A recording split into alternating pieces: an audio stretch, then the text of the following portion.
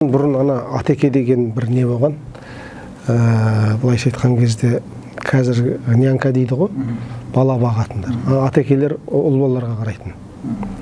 Ол мысалы біржан салдық құрды, ана жаққа кетті, мына жаққа кетті, балаларын садақ ату керек, күресу керек, асау үйрету керек, аю ату керек, аңшыға шығу керек деген секілді ғой онда. Енді аю атпаса да жаңағындай, соның жаңағы 5-6 жастан бастап сол беріп қояды жаңағындай тренерлер ғой, қазірше айтқан кезде. Сол адам қарап, сол балалардың соның барлығын жетілдіруге күш салады. Енді ондайға дәстүрінде бар нәрсе, атеке дейді оны, кімнің атекесі жаңағындай. Содан шыққан дүние.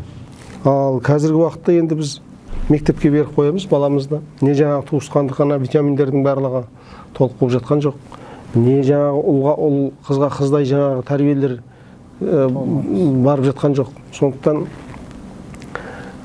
сол мектепке барып мына қосумен алуды көбейтумен нені білді. Сосын кейін жаңағы ғылым, математика деді, басқа деді, басқа ғылымдарды біліп жатыр. Осы бәрі керемет болып жатыр деп ойлаймыз ғой. Ол ғылым өз алдындағы нәрсе.